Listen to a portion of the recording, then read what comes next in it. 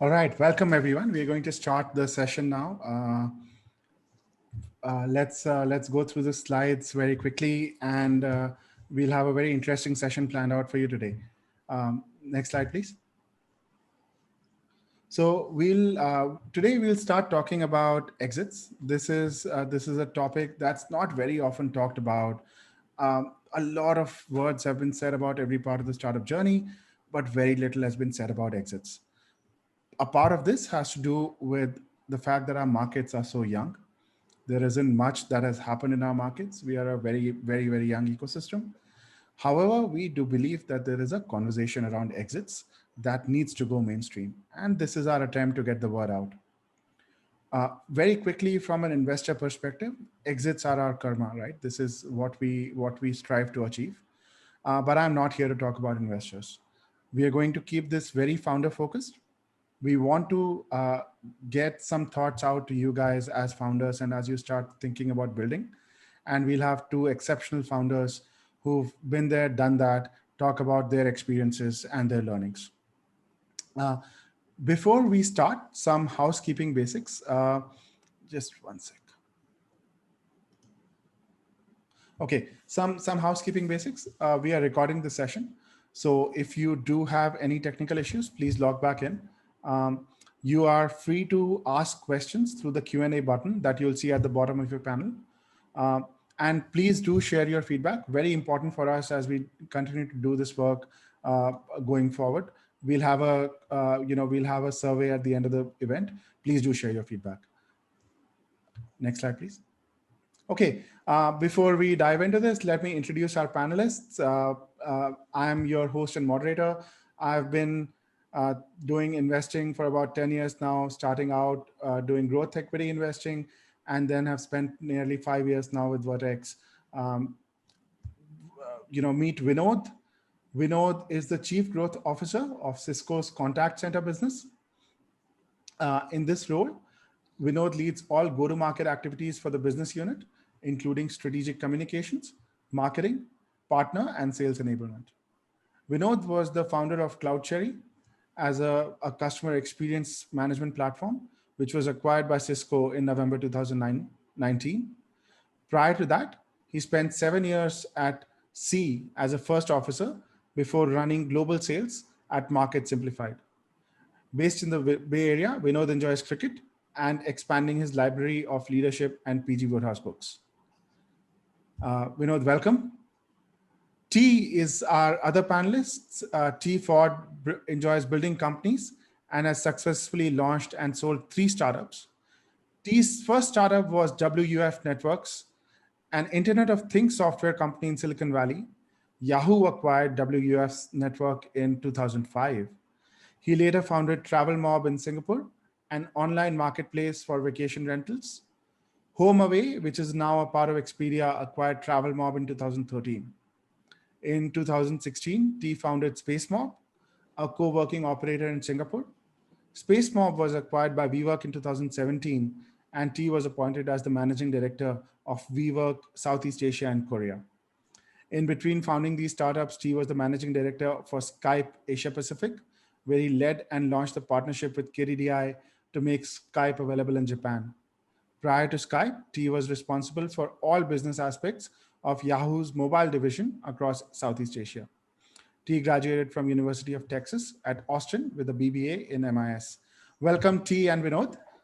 We'd love to hear from you as we go through our deck. Let me kickstart this session. I'll take maybe 5 minutes to go through a few things on a couple of pages and then hand it over to T and Vinod for them to share their thoughts before we dive into some Q&A. Next slide, please. And let's start with numbers, right? We know that the ecosystem is becoming very vibrant. India is a $10 billion venture capital market and 5 billion being returned on an annual basis. And some skeptics might think of this that there isn't enough dollars coming out as there is dollars going in. But there's a lot of lag at play. If you look at a 5-year lagged basis investment and exit horizon, for example, in India, we had about 19 billion VC investments and about 25 billion being exited over the subsequent 5 years.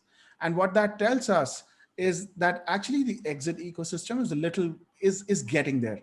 It's not as good as it should be, but it's starting to become very interesting. A similar story plays out in Southeast Asia. 3.8 billion dollars invested over 2010 to 15, with 5.8 billion being returned over 2015 to 20. These numbers paint an interesting picture, but I'll say something controversial on the next slide, which is that exits, next slide, please, exits from the ecosystem perspective, and which is what we want to talk about, have been hollow. Now, this is fairly controversial, but if you look down the table, what you will see is that a lot of exits are around VC secondaries. And VC secondaries, while they contribute to the ecosystem with making the VC a lot more interested in these markets, this is an example of India, but a similar story plays out in Southeast Asia. These exits don't really build the ecosystem. And what do I mean by ecosystem, right? If you go to the next slide, this is potentially one of the most talked about story in the startup ecosystem and in the startup world across the world. But here is the PayPal mafia. From an ecosystem perspective, we do think that exits play three very fundamental roles in how the ecosystem develops. One, returning founders are the sweethearts of investors. There is so much you learn as a founder from having built your first startup. There's so many mistakes that you don't want to make again. And you can get a lot more leeway from your investor, a lot more risk capital, a lot more potential to do big. Second, early employees also make great founders. Now, this is true without an exit, but the dollars that an exit gives, a successful exit gives to early employees, makes them appreciate risk a lot more. And then founders, and this is true across the world, often make great investors. And this is, the story that plays out over and over when we look at some of these very successful exits that we've seen before us. The PayPal mafia, for example, we wouldn't have had potentially startups like YouTube and Tesla, and then funds like the Founders Fund, had it not been, for PayPal and what it did for these wonderful gentlemen and ladies who were a part of PayPal very early on. We are actually seeing, on the next slide, you will see green shoots of this starting to happen in our ecosystems. So founders who've had exits, and I've purposefully not put T and Vinod on this slide, but as they will talk a lot more about their strategies and their stories. But when you look at these founders, they've exited good companies and went on to build something very interesting after. But I think the most important part is the kind of investments they have made. And it's almost as if some of these founders have understood the importance of risk capital and how their contribution to the ecosystem is actually a lot more important than the role anyone else can play. So some of these founders, for instance, have funded some very, very interesting ideas. In some cases, these ideas are path-breaking, and very, very good returns being generated for them as well. So I would hesitate to put, on the next slide, I would hesitate to put a concept of a playbook, because every story is different, every strategy is different. But I want to give a framework. When we look at a probability-based approach to thinking about exits, at early stages, there is a 9 to 15% probability that you'll get an exit. And the remaining startups will end up either going to the next stage, or in more cases than that, they will end up, folding up. And that's a very true part of the world we live in. Startups fail, and that's something that we have to agree to. The value creation, though, for founders is a lot more as you go larger. And that's something which is very interesting. And how you think about exits actually is very important depending on which phase you're at. It's counterintuitive at times to start thinking about exits early on. But when you're in a formative phase, for example, less than $10 million in SaaS revenues, or $100 million, less than $100 million in GMV when you're building a GMV business, you actually have to think about, we think that you actually have to think about exits a lot more than what you have to think when you're in a blitz scaling phase.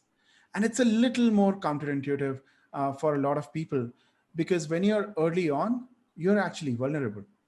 So be in touch with everyone who could potentially acquire you and sort of give you an exit at that time. When you're in a larger scale, you should actually not be thinking about exits, because those can be a distraction. At that time, you literally should be thinking about yourselves as too big to fail, if there's such a thing in the startup world. So this is one of the things that we've thought about, and we'll delve more into this and some of the other topics that we've covered. But first, let me welcome Vinod to start and give some perspective about his overnight success in building CloudCherry for 5+ years.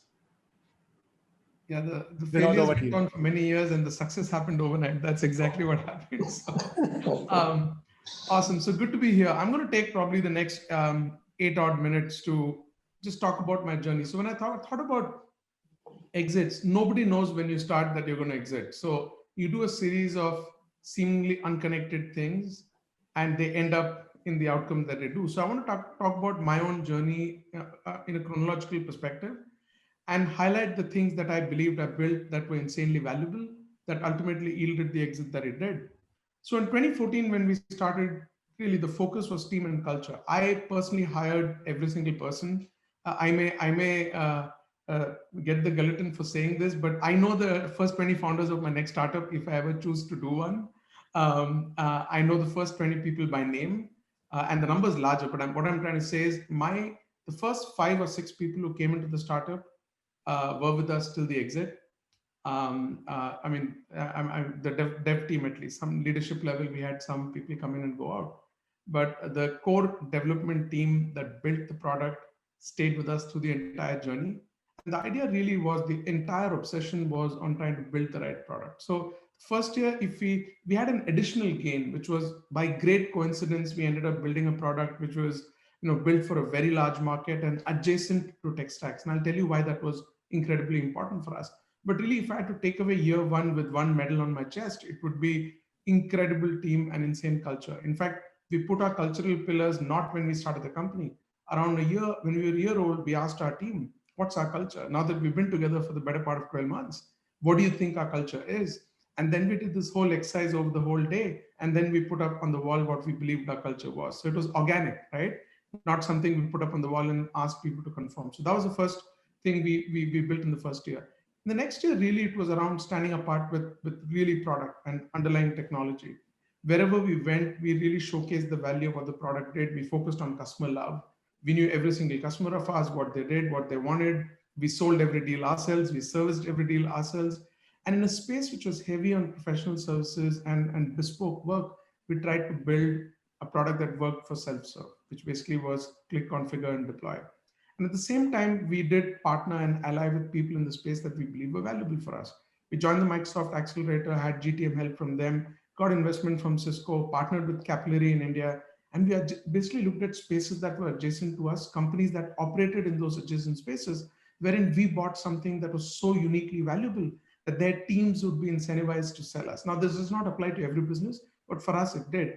And all of them looked at us and said, what you built is insanely valuable, so we want to partner with you. So really, by the end of year 2, we were like, we have built a phenomenal product. The underlying technology is good for the next decade, and that really was the key takeaway from that year. But in 2016, the idea was, how do we carve our niche? Because we found that we had 2 unicorns stacked up against us and a slew of companies in the mid-size. So you had a space which was pretty crowded. We didn't know it was that crowded when we started. And we had to basically move to the US. I moved to the US physically. We had to build out a global GTM there, find out how we compete with 2 unicorns with the budgets we had. We built a team in Salt Lake City. I'll come to that later. And really, we had to find out why we would win. And we had one, when I went to the US, I had one credit union customer, just one. And we then realized that that segment was underserved and none of our competitors were playing there, and their need was real. And their requirements were closer to what we were building as opposed to uber large enterprises. So we really dived deep. and built a business out of credit unions in 2016. If you go to the next slide, in 2017, obviously the challenges were different. So we had carved our niche, right? Great team, great product. We had found our niche. Now the time came to build traction and push forward. So we did many, many things. So obviously we went to Utah. We built a team right in the shadow of probably the largest company in customer experience, Qualtrics. We focused a lot of sales plays on our partners. We explored go-to-market with Salesforce, Cisco, Microsoft, and we even, through somebody, I got connected to one of our largest rivals, and I basically set up a meeting with them, went into the office and ran a demo. And somebody asked, why are you showing us a product? I said, if you could see my demo and build what I have, I'm probably out of business already. But the main thing it went back to was, as Piyush said, I didn't know it then. The reason I went in there was I believed everyone in my ecosystem should know us. Every single person in the ecosystem should know us. And Piyush mentioned a point earlier, which was you should know the CEOs of every company that might potentially acquire you. I didn't go with that intention then, but I believe that we came from obscurity. Nobody in the US knew us. We wanted everyone to know us. If that involved running a demo for our largest competitor, I would. So they know that what we built is a couple of years ahead of them. And that had some fairly significant consequences from an M&A perspective. Anyway, so in 2018, as we came to 2018, it was the year of reading the tea leaves. Many things were happening. Qualtrics got acquired for like $8 billion plus. Medallia was going IPO. It was the year where I had to realize that we had to either go big or go home. In a very, very crowded place where one company would have an IPO and raise $500 million, another just got billions of dollars of cash and became $100 billion plus kind of company overnight. We realized that we had to critically and strategically start thinking about where this company should go. Far too often you can get caught in the weeds and say, oh, I'm going to win this deal like this, I'm going to win that deal like that. That was the time I took a step back and I said, where should the company go? What does the future hold for us? Because as you'll realize in the next section, that timing is everything. But anyway, so we also realized at that point in time that while we were in this real red ocean with big companies, we realized that adjacency genuinely drives relevance. Adjacency could be a company that is focused so much on uber large enterprise that is so services heavy that looks at your phenomenal product and says, hold on, this is a real conversation. We are getting hundreds and hundreds of mid-market leads and we just can't service them because we can't do a 50 or 100K ACV deal, whereas we are doing like $1 million average ACV deals. So that is adjacency. For us, CRM was an adjacency, contact center was an adjacency. We had a lot of spaces that were adjacent to us. And because we had engaged with and sensitized everyone in our landscape of what we did and how we probably had the best tech in the market, we got our first M&A offer, obviously unsolicited. Now that did not go through, but by the time the sun set on that conversation, we sat back and we knew that we had to think about where we want to take this company.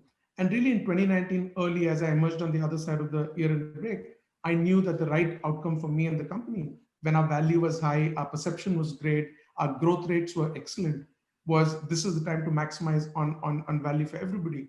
And I'll tell you in what order I looked at value, maybe a slide or two later. But the second offer came, we saw the market was consolidating. Because people knew us, we got 4 inbound offers without running an outbound process in 2019. So the incredible thing was all of those potential acquirers knew our company, knew me, knew the team, and hence they didn't need months of diligence. They essentially had to make a decision because somebody had already given us an offer. The others had to move. So if you go to the next slide, the way I summarize it, when you look at the secret sauce of what it takes, investors look at either all of them, some of them, or one of them. But you must have a phenomenal team and culture, a technology that somebody truly wants to acquire, kind of traction that tells somebody that there's strong customer demand. You should have the ability to read the tea leaves and time yourself. You're attractive and valuable today, and 2 quarters later, you're not. So the secret sauce ultimately is also how you look at that point in time. So timing is important. I think T is going to talk about that. I'm very curious to see what he has to say. And finally, the founder, never underestimate how human and personal that interaction is, right? So the founder plays an incredibly important role in this transaction. So I think my last slide, if you go to the next slide, really is what I learned from the whole thing. First is, like, it was my first M&A. T has done 3. He'll probably teach me a thing or 2 here, but I really learned not to get stuck in cliches. People say companies are not sold, they are bought. Sometimes it's too early. When someone comes to you and says, do you want to get acquired? You say no. All of that is BS, right? you need to deal with whoever comes to acquire you transparently, and you need to communicate directly, even if it entails saying no. But one of the things I learned was we got the maximum value by dealing transparently with all of the people who were quoting us. We communicated directly. I fronted all of those conversations, even though we had a phenomenal banker. And what I learned is you have to deal in good spirit with everybody, because one of those people you're going to end up spending the next few years working with. If you play hardball and show a really crude side of your culture to maximize value, your next 3 years are going to be terrible, because it's hard to strike a really bad deal and next morning have camaraderie and have your team land well and your team assimilate well and for you to join that leadership team. So I really realized the value of dealing with everybody in good spirit. Bankers are incredibly valuable. They're not an alternative to founders. Don't outsource the job of storytelling, whether you're raising Series A, Series Z, selling your company, going IPO. You tell your company story. That's why the founder is so important. And obviously optimize for valuation, but also culture, team fitness, and future roadmap. For me, the last statement I want to leave you with is, for me, the optimization of value was number one was for employees, even before shareholders. And I'll tell you why. Employees take greater risk than the founder in the venture, because when the venture succeeds, the employee makes retirement money, the founder, the employee makes good money, but it's not retirement money for many of them, right? For some of them it is.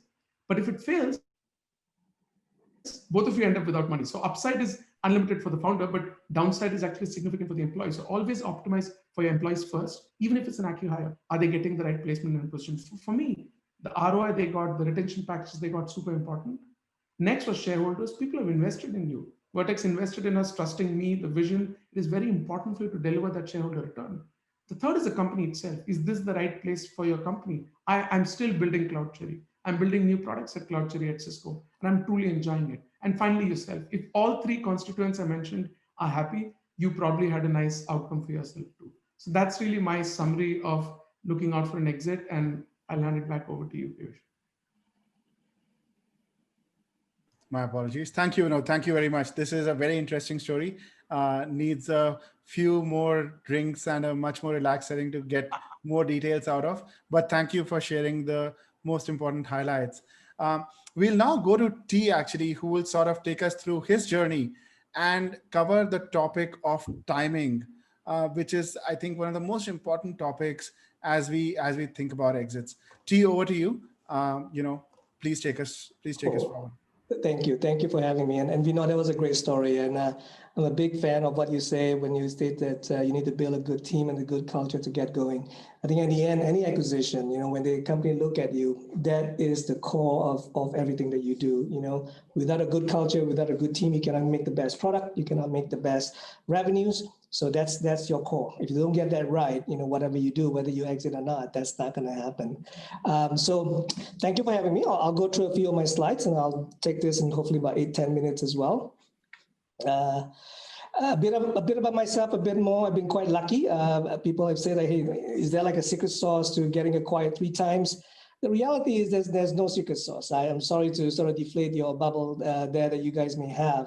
But I've been incredibly lucky and fortunate, right, to be able to just keep doing it a few times, build companies, products, and teams that that acquirers that would like to have. I've done this across Silicon Valley and Asia Pacific. To be quite honest, the first acquisition was maybe just pure dumb luck. The second was a little bit more thought out. The third is definitely a bit better when it comes down to getting things right. Have I completely understood this whole thing? The answer is no. I continue to learn, and I continue to fine tune things as I venture on to sort of new adventures down the road. But these are the companies that acquired us: Yahoo, WeWork, HomeAway, which is now part of Expedia. So if you notice, I've dabbled in IoT, to travel, to real estate, prop tech. So a bit of a jack of all trades, if you think about it, but everything that sort of underpins all 3 companies is technology, and that's the part that I think I find myself to be quite good at in terms of developing companies that way. But before we talk about exiting, sometimes it's also important to step back and talk about how you begin. And I think I'm getting a much better hang of this, and perhaps this is good to share in terms of how I think about starting new businesses and starting new ideas. And these are the questions that I ask myself as I kind of go through this whole process. First and foremost is whether you believe it, right? Is this something that you can actually explain how this works? Can you actually convince yourself before you convince investors and partners alike that this is a wonderful idea, this is a wonderful business to be in? And of course, very simple question, is this a viable business? Because before you think about exits or before you think about anything else, you want to make sure that you grow your business, not to be acquired, but you build a business to scale. Along the way, if you're acquired, you count your lucky stars and you count your blessings, but you want to go beyond that in terms of what it could be. So that's what I meant by viable business. The second thing I look at is the market itself, right? Before you start a business, you have to really study and understand the entire ecosystem, the value chains that adds it all up together, and where do you actually see yourself fit in that whole value chain and the entire ecosystem.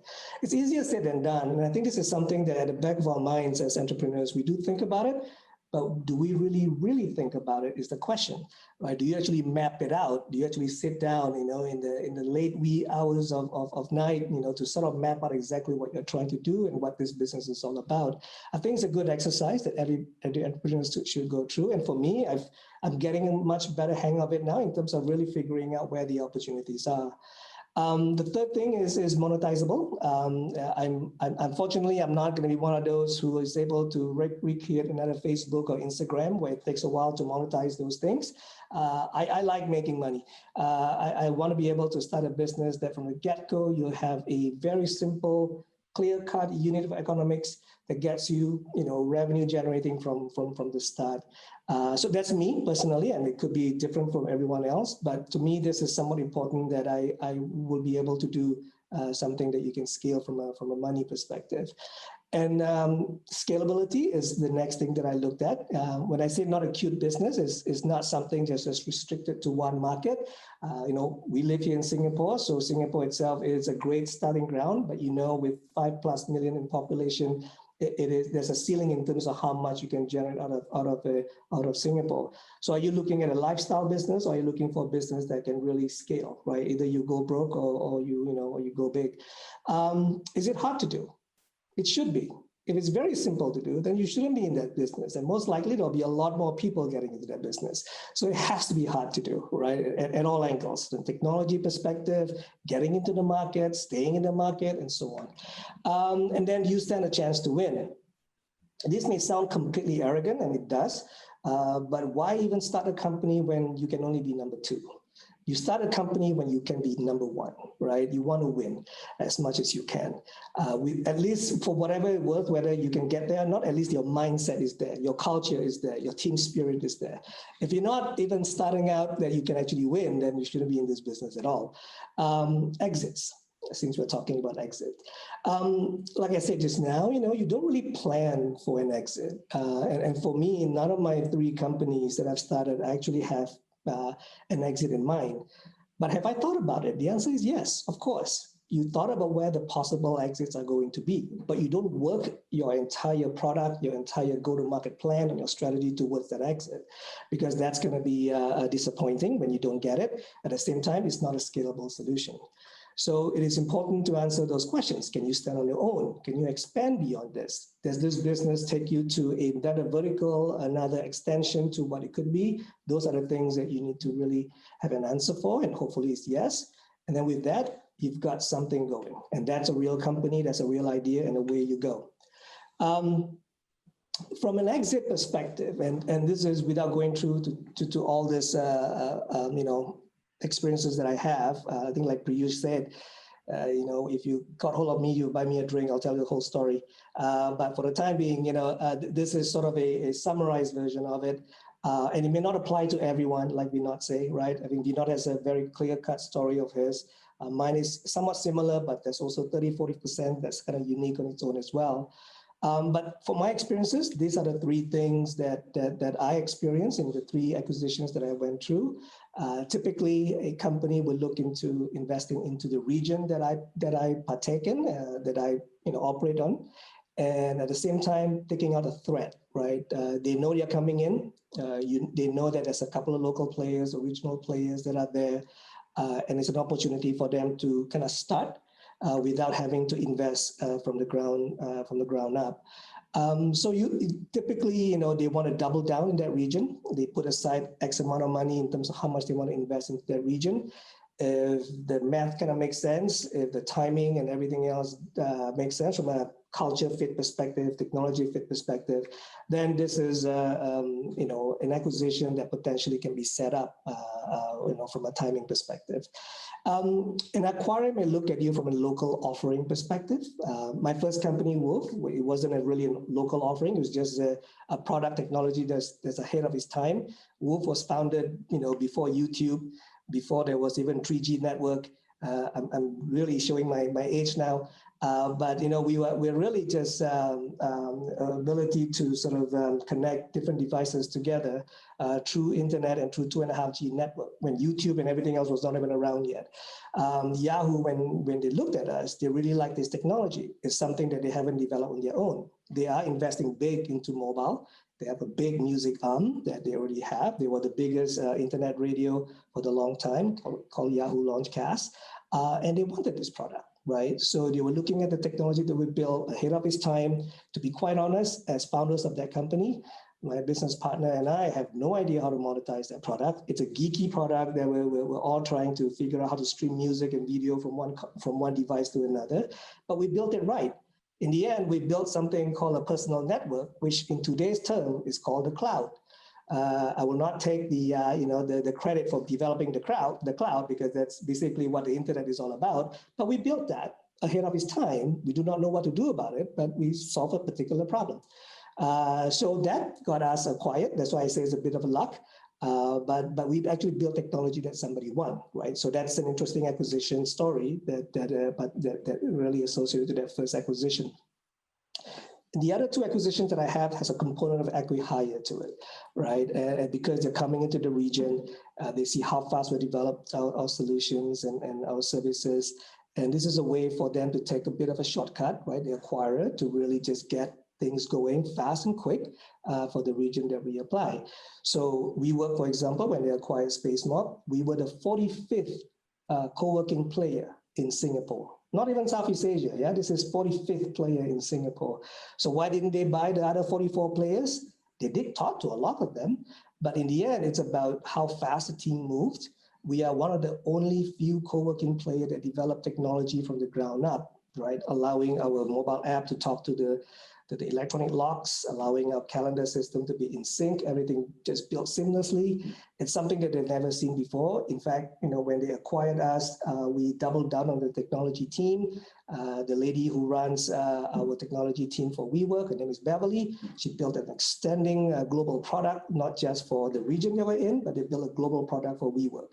At that point in time, worth $45 billion. So we believe that we are part of that. But that's acqui-hire exits in a nutshell based on the experience that I've seen. Again, different guys who've gone through this will see a different stories. Vinod, I'm sure yours is there's some acqui-hire part of it. There's a few things that are kind of unique. But this is what I've experienced, and this is what I see in terms of potential exits that you can set up yourself for. Let's talk about timing, right? And if you're lucky, like myself and Vinod and many others out there, right, it does put you through an interesting time, right, when you entertain an acquisition, right? And there's a few questions that you ask, and if you notice my slides, I like to ask myself questions. So in a way, I like to talk to myself a lot. But if you look at the very first one, right, and you have that blank, right, to keep going. It could be resources. It could be money, it could be just, mental ability, spirit, things that you can't really see, right? In terms of whether you still have that hunger and that fire to keep going. For Vinod, who went through 5 years of building that, right? I'm sure Vinod, right? It wasn't easy 5 years, right? To build a company for 5 years you take a lot of sacrifices. Your wife hates you most of the time. Your kids probably don't really know who you are because you spend so much time, right, building what you really love. So sometimes when acquisitions offer come, these are the kind of questions that you have to ask yourself. Beyond money, beyond resources, is this something that you want to keep fighting, right? Knowing that you've got giants coming into your region, you got giants coming in essentially to buy you out. I have had offered, right? I'll tell you the story. When I started Travel 3 months in, Airbnb came knocking on our door, right? Brian Chesky came and said, look, we're coming into Asia. We're coming in strong. You guys are one of the players here. Would you be a part of us, right? We're going to be investing a ton of money into Asia. We believe this is the next big landscape for us. Do you want to be a part of this, or do you want to compete with us, right? So imagine if you're starting out, you just raised $1 million from your VC, right? And you have a company that's coming in with a few $100 million, right? You have to start thinking, do you want to be a part of that, or do you have the ability to go fight and resources to compete? We said no to Airbnb, because we felt that 3 months in, we didn't want to sell. We want to keep going. But we got lucky. 6 months later, Priceline came knocking. And then a few months later, HomeAway came knocking, right? When you have 3 opportunities coming, someone up there is trying to tell you a story and you better listen. So that's exactly what we did. We listened in terms of what we need to do. But the second question, right? Back to what Vinod was saying about taking care of your team. Likewise, this is one of the most important things you can take care of, right? That's why I put it as the first thing. You make sure that is this going to be better off for your team, right? For your investors, for your partners, for your family, right? And you. Families do take a lot of sacrifices along with you as well when you start companies. So you have to make sure that you take care of all of that. You think about that. Is this better off, right? Not just for yourself, right? But for the other attributes and variables that makes your startup what it is today, right? And then lastly, is that your true North Star? Is this the vision that you have? Is this something that you've set out yourself to do, right? Can this help you achieve that, right? And most entrepreneurs may or may not have this, but to me, I do. I do that. I start a company, yes, we'll hopefully make some money, we'll build great products, but there is a vision at the end of the day of what you're trying to achieve, right? Can that help you get there? And that's an answer that you should come up with your own. Everyone has a different thing in terms of what your North Star is. And that is a good question for you to ask as you start thinking about whether you should sell or not. And if you're like myself and Vinod and many others, I thought this slide is important. If you go through that, and for me, I've gone through this a few times, so make sure you take care of the team, right? And Vinod is right. Investors, founders, typically, they do benefit the most, right, from an acquisition because they have the highest and biggest amount of shares in terms of what the company is. And for those who have worked with you, for me, I have a handful of guys that's worked with me for 8 to 12 years, and they are still working with me, right? You take care of them, right? You make sure that their well-being and everything else is done right. As part of an acquisition, you want to make sure that you embrace your culture along with the future, the acquisition that just happened. So it's a mix of culture, right? And that is important as part of an acquisition conversation. You're not just going in to join a company, but you want to make sure that the acquirer understands that they are buying a culture as well. And because of that, there will be a hybrid of things, especially for the region or for the department that they are buying for. So that's super important as part of a post-acquisition. Towards the left there, stay focused, double down on vision. The reason why you get acquired is because you want to do good, right? For what your new buyers have just paid a lot of money for. Make sure you deliver, right? Make sure that your North Star is still there. If you're just there and you're thinking of escaping that in 3 months after the acquisition happened, that's the wrong thing to do. And you're not going to be in a good shape, or you're not doing the right thing essentially for being acquired that way.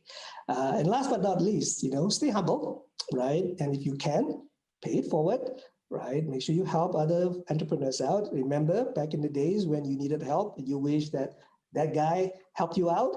Well, don't be that guy, right? Make sure that you do the right thing. Make sure you help as much as you can. And that's one of many ways that you can kind of give back. Okay, that's all I have, Piyush, Vinod. Hopefully that was insightful, but happy to answer any more questions that the audience may have. All right, that's great, T. Thank you very much. This is very insightful. Thank you so much for sharing your thoughts. Let me dive into some Q&A and let me kick this off. Right, we spoke a lot about thinking about exits, and you guys gave a few examples. I want to ask you guys, and maybe we'll start with Vinod. What was the first time you really thought about exit? And before we dive in, we have a few participants. You will see a Q&A tab at the bottom. Please send over your questions. We will pick them up.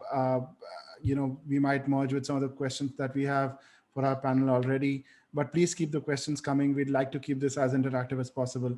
But I'll start off very quickly. When did you really think about the exit from when you were in your startup journey? And was there a trigger point? And what can you sort of share with us on that topic? So, it depends on how you define an exit, right? Any business wherein you take external capital, you have an obligation to give an exit. So that exit could be an IPO. It could be a secondary, it could be an M&A, it could be whatever. So the fact that you need to exit is something a founder in a funded entity should always be cognizant of. But specifically for the exit that we had, if you see in my journey slide, there was a point in time wherein we had access to capital, we were still growing, and we knew that with all the market consolidation that's happening, one mega sort of decacorn kind of acquisition, one mega IPO, which ultimately became a $6 billion IPO, and the slew of mid-sized players, we either had to get acquired by them, right? Or raise so much capital that you can overcome the force of two sort of, $5 and a $10 billion company competing against you and smaller companies undercutting on your margin. And you had to realize that window wherein you're a fast growing, highly attractive, market leading technology company is narrow. It's probably a 6-month period. That is why we got 4 offers inbound, highly attractive. We got a phenomenal multiple on ARR. And I can assure you 6 months from then, we would have got 1/5 of the value for the company. And I'm not just throwing that number. In 6 months, even before COVID started, if we had tried the same thing, we'd probably be at 1/5 of the value. So the difference between 5x ARR exit and 25x ARR exit essentially is just timing and the buyer's perception of how urgent this acquisition and how competitive that transaction. So we got lucky with the fact that the inbounds came where it did, but you have to seize the luck and say, this is the moment and we can't optimize for this hypothetical future. And that time for us was early 2019 when the second wave of M&A offers started to come. Got it. That's great. T, what do you think? When was the first time you thought about exit? To be honest, when I started my company, I never thought about what the exit opportunities are. It's all about scaling, and yeah, the dream is to bring this all the way to IPO and public if you can.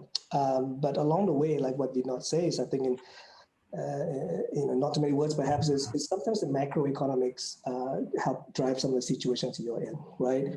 How competitive the markets are, what resources are there, right, for you to access to. I think WeWork was a great example of that. They are able to raise the kind of money from SoftBank, right, that gets them to be this cash rich, right, from in a few years ago.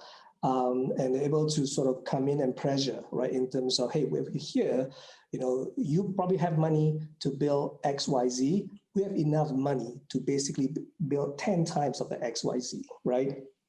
And I think those changes in macroeconomics, those changes in terms of the competitive landscape, and looking into what you have, I think sometimes you're forced into looking at, okay, I do not know if I can raise that kind of funds. I do not know if I can move that fast.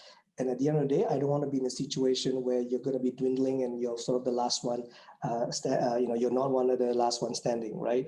But I think what Vinod also said is that I think you want to be entertaining exit opportunities when you're the highest of high, right? When you are the most good-looking guy sitting in the bar, when you are most, you have the freshest haircut, you are looking the best, you basically what everybody wants, that's probably the best time for you to start thinking about, what are the potential triggers for exits going to be then, right? But when you're sort of low and low, that's when you're not going to get the best deal. You'll be lucky if you get the last peanut in the peanut jar at the bar that we're talking about. So anyway, I'm making too many analogies on drinking at bars right now. But let's keep going, Piyush. But that's my opinion on that. Piyush, you're on mute. You're still on mute. Sorry about that. The one thing that comes out really clearly in this is the right answer is you'll know when it's time to know. And that is the thing about founders and about startups, right? There is really no prescribed formula. You have to keep your eyes and ears open, is the biggest takeaway I have about everything startups. So when you hire your first great salesperson, you'll know when the time is right. When you start thinking about exit, you'll know when the time is right. And I think the intuition about building startups is very interesting, and a lot more has to be said about that. Okay, there's a very interesting question that's come from actually two people, Diana and Bobby. I'll combine the question and place it to you guys, right? So oftentimes, the founders and investors might be actually on the different sides of the table when it comes to thinking an exit. How do you deal with this? I know neither of you might have faced this as an issue because Vertex has been a good investor, and we've been a pleasure to work with. Sorry, I had to crack that. But what do you guys think about this? And I'll also share my perspective. But maybe we could go to T first. Uh, when founders land up in a situation where they're on the other side of the table and the investors are not aligned, how does one handle that? I think, I've my experiences with Vertex have been great. It truly has it. They're being very human about it when it comes down to exits. The last company, Spacemob, I think, like all, agreements that we sign with investors, there's certain target of exit criteria and whatnot. But and at times when you may not hit the exit criteria, you have a very human to human conversation, right? The reality is when you kind of sit down with them and say, look, going back to that whole macroeconomy situation again, right? The impact of the landscape, because what you have pitched to them a year or 2 years ago is changed, right, dramatically over time. Like everything in life, everything does change. So I think great investors will look at that and say, okay, we'll figure out what's the right approach is. We look at a few options together, and then we'll figure out what the best solution would be, right? And I have an experience with a different investor where there's a bit more of a unique experience where we're very early. Somebody wants to acquire us, but we know that this acquisition is coming with a lot of investments that's going to compete, right, with our business. If we don't take that offer, would you be able to help us raise that kind of money and raise that kind of resources to sort of fight this thing off? I think those are kind of candid conversations that you need to have with your investors, partners, and everyone in between. I think to be super transparent, I think is great.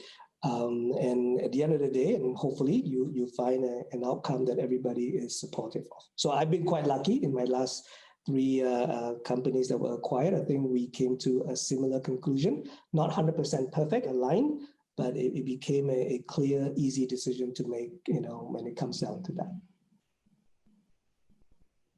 Okay, so, again, I repeat what T said. Having great investors on board is the first. It's like, how do you get your employees to work better? You hire better employees, right? So similarly, how do you get to have a better conversation with your investors? Have better investors on board.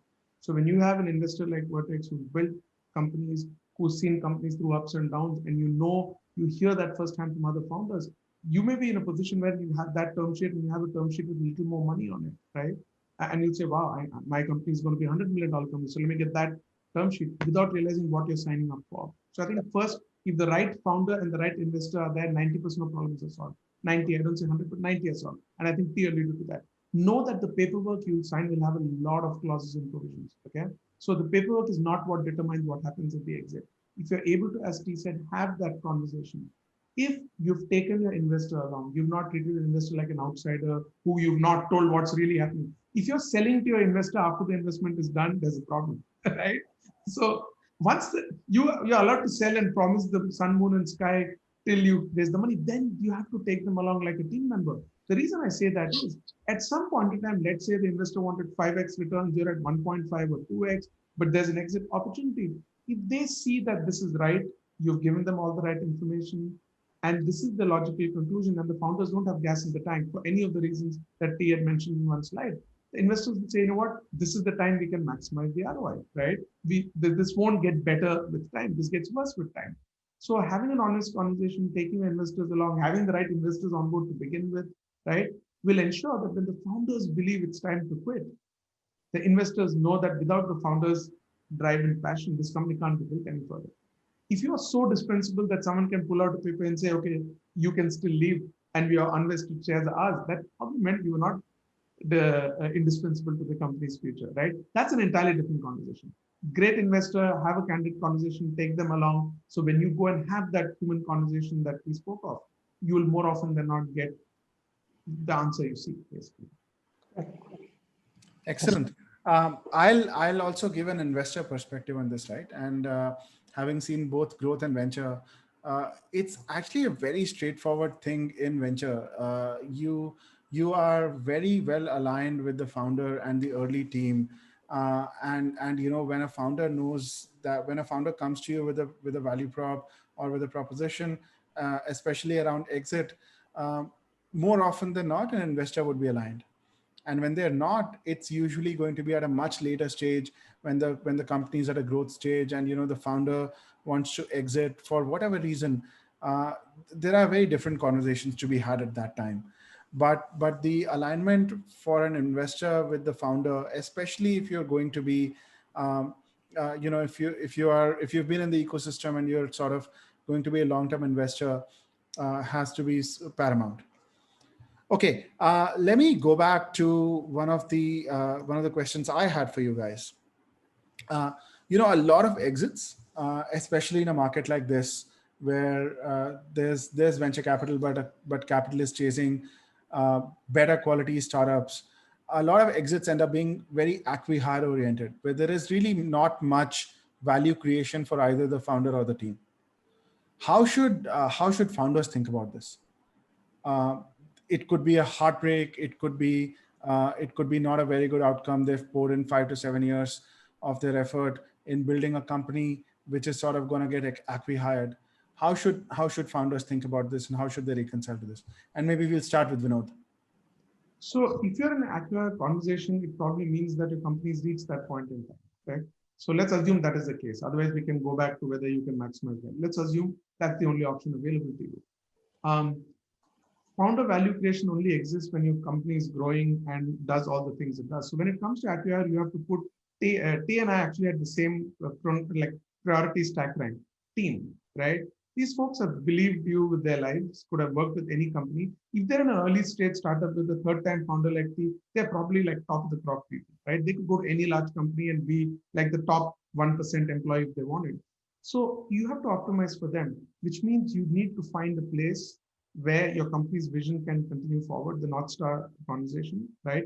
Great culture, where your company doesn't suddenly go and get constrained. And you're giving your people continuity, income, and usually acquirers also have some retention bonus component, right? Which means the acquirer really wants those key people. Acquirer means what? I believe you are valuable, you 12, 14, 20 people are valuable. So they're not going to just pay you 10% below market and acquire you.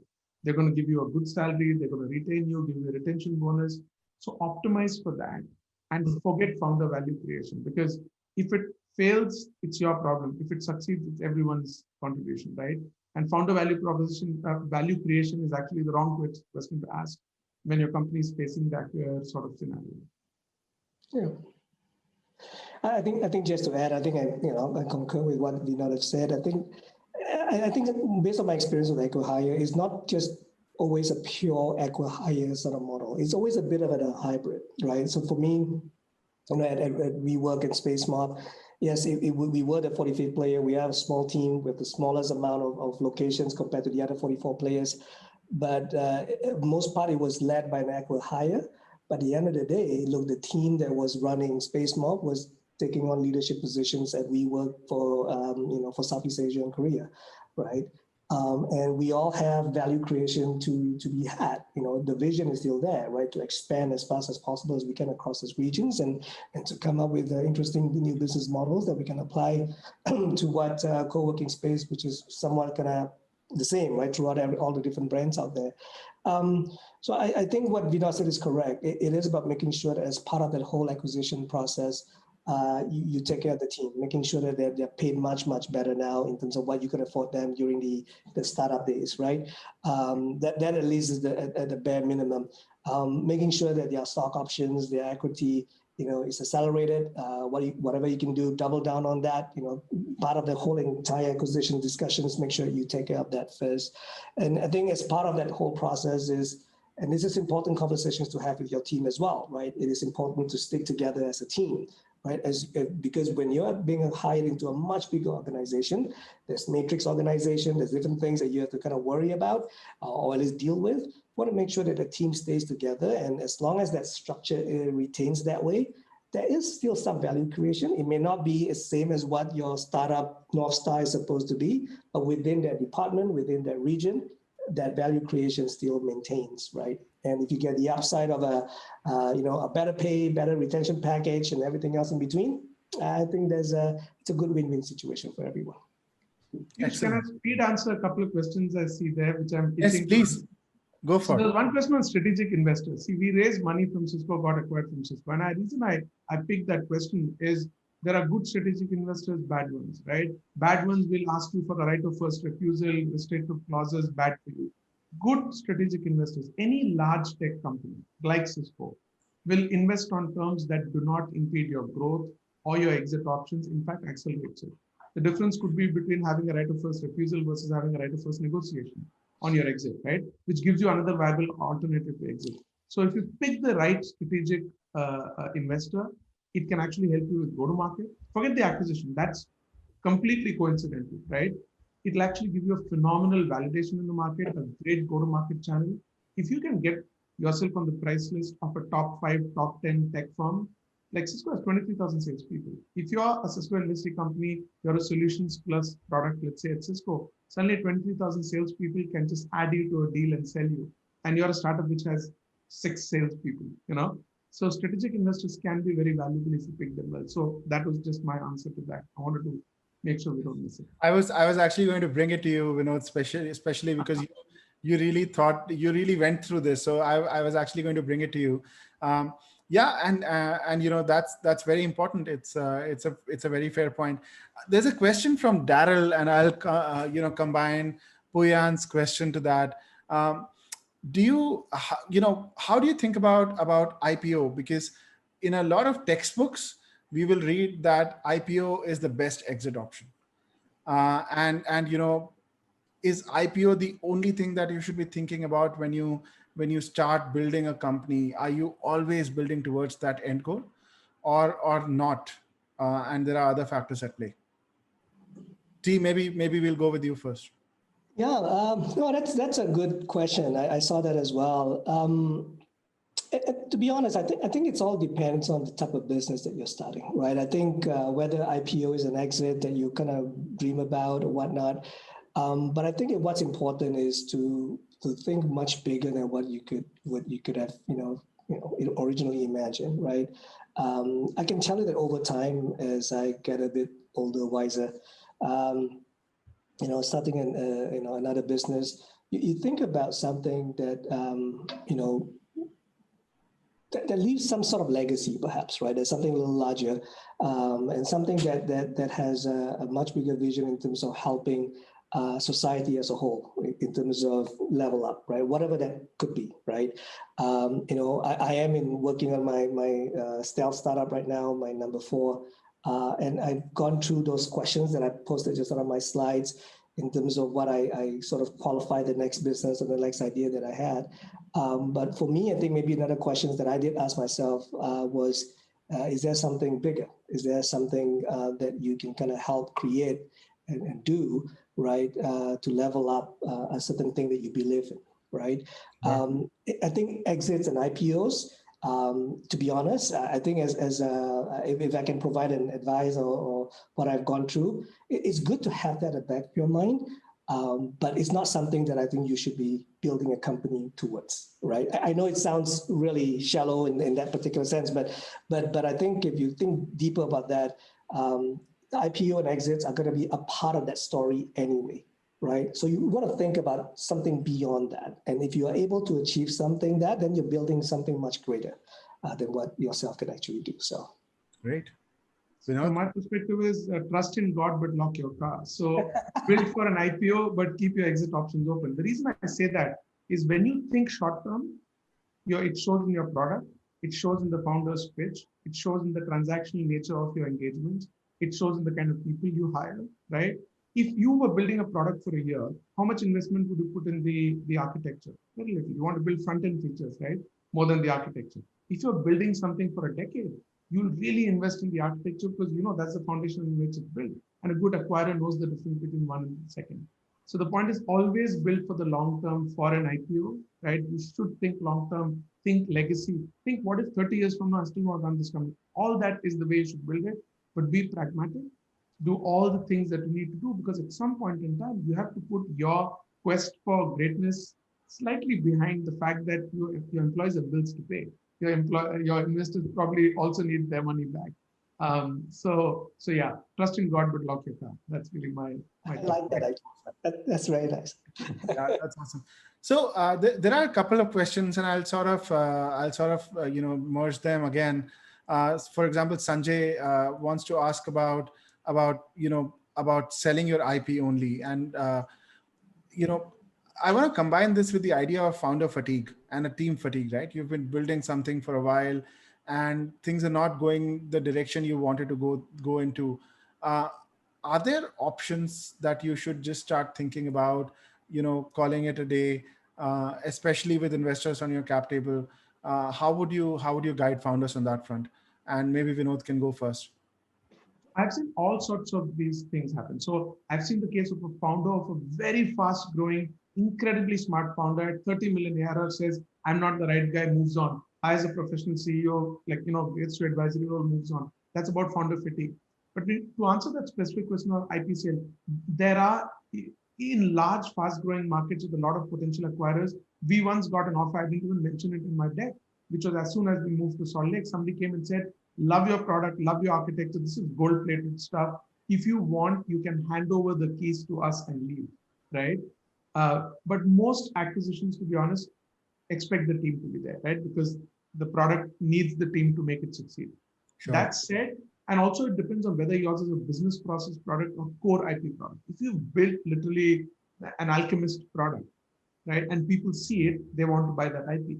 But if you built a business process product, right? If you built a usage product, you are the alchemy in the product, right?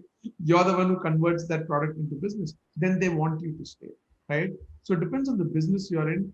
Most cases, I don't know if I may be wrong, just handing over what you call IP and walking away for a product that is not truly IP, you know what I'm saying, which is an invention in nature, is harder to get. That's what is my experience. I don't know, T, you know this better than I do. No, I think I saw Sanjay's question too. I think if I can kind of read in between the lines, it seems like I think his team and him are ready to sort of move on and do something else. And he has this IP. So it sounds like there's a bit of fatigue in there. Again, I'm making assumptions, but I think what Vinod said, I concur with you. But the reality is kind of tough to sort of figure out exactly, what is right, for your company. And I think sometimes beyond what is how you evaluate just the money upside, the investments upside. Sometimes it's also a very personal and mental thing that you have kind of go through to, a very spiritual thing, unfortunately, or fortunately. I think, Piyush, you kind of said it just now. When you know. I think there's an instinct in all of us. I think when you know the time is right to kind of do the right next thing for the company, I think you pull the trigger. Most of the time, your first gut instinct is probably right? And I think that's why having great investors, having great peers, having good network of entrepreneurs that you sort of hang out with, that you really trust and you talk to, those are super helpful. It is a very lonely journey as entrepreneurs, right? It is a very lonely journey at times. And I think sometimes to have a good support system to bounce ideas, to bounce situations like this, I think is super important. If you're lucky to find a few of those guys, stick to it, and hopefully that network continues to grow together. One line on what T said, I know we didn't address it, I so agree. Founder mental health is a real problem. It's a real issue. I think I joked when I came in, 5 years of bad news and then one good news, lucky and you get an exit. That's almost close to my journey, right? And it's very important for founders to seek help, talk to their investors, friends, family, other founders. We are very fortunate that in India, we actually have, even though I don't live in India at the moment, we have a very strong founder community.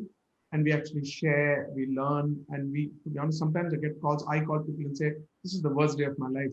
And then someone else tells us their story and like, wow, okay, mine's actually second worst day because yours is worse. So founder mental health is a real thing. I know we're talking about exits. If you have to run the race and give the outcome for your team, your family, yourself, your investors that you seek, you need to pace yourself, not just physically, also mentally. So please reach out. It is a real problem that very few people talk about. So T, thank you for bringing that. No, I think it's you're right. It's one of those things that we all don't think or talk about as much, but I think a lot of us seasoned entrepreneurs have gone through that one way or another, and that is important to maintain. Yeah, absolutely. So we've run over. This has been a very interesting conversation. I'm going to close out with a question that's come in right at the end, and I've been sort of itching to ask this question. You as exited founders, both Vinod and T, what are you doing now, and how are you giving back to the ecosystem? How do founders find value from you outside of this? How can people reach you? What are some of the things that you're doing, Vinod? I'm excited to start. So I'm very, very proud to be one of the founding team at SaaS Boomi, which is a community in India of early stage SaaS founders with much better founders like me, like founders of Freshworks and ChargeBee, Kissflow, some of the others. And we basically have a obviously paid forward community where a lot of learning happens. The best thing you can do for a founder is two things. One, teach them the intricacies of the trade, right? Don't show them a PPT. 1 year I was 1 million, then 5, then 25. That depresses them. Show them how to get to that number, right? So that is one. The second is we actually have a very strong community of just sharing, being there for each other in a non-work environment. Outside of that, on a personal basis, I've invested in 10 startups, and I've worked with at least 15 or 16 others that have no financial investment on their growth, go-to-market, product marketing. I love the 0 to 2 million ARR time because it's really the time where you really learn and you have so much to teach. So I do 20 to 25 hours a week. I clock myself on startup-related work outside of my day job, and that's how I pay it forward. That's awesome. That's so good to hear. T? Impressive. Well, I'm a glutton for punishment, so I'm kind of working on my fourth startup. I guess I'll never know when to stop. Maybe one day when I'm too old for this. But I typically don't talk too much about how I pay it forward, but I do invest on the side as angels. Funnily enough, I was doing this calculation a few nights ago. There was four other exits that I've helped as part of investors, investing in those companies. And every month or so, every quarter, I try to meet one or two starving, hungry founder. They usually find me on LinkedIn or many other ways, to be quite honest. And I do respond. I know it may take me a while to respond, but I do respond. And I do try to find time and work with people, especially the ones who really just need some help and guidance. I like that story. When I was starting out as well, right? I wish that person would have just given me 5 minutes or 10 minutes of their time, and I know that would make a lot of difference. So I try my best to be that person, right? To just kind of help out. Maybe 5-10 minutes that will actually do it well. Yeah. That's awesome. That's awesome. Thank you, gentlemen. This has been a great session. I have learned a lot. I don't speak for everyone else, but I've really enjoyed our conversation. We'll call this a close now. I think there has been enough said about exits, about giving it back, about building the ecosystem. Thank you so much for your generous time. I also want to take a moment to thank Brian, Cheryl, Jan, the entire E-Link, the entire partnership group for putting together this wonderful set of sessions. They've put in a lot of hard work. Thank you very much. For all the participants, we have, we'll sort of start putting out highlights of some of these sessions as we go along, and you can find them on YouTube and other Vertex social media channels. Thank you so much for participating, Vinod and T. Thank you. Have a good day. All right. Thanks, everyone. Thanks, Piyush. Thank you. Good to see you. Good to see you guys. Can we go to the next slide for the rest of the housekeeping announcements?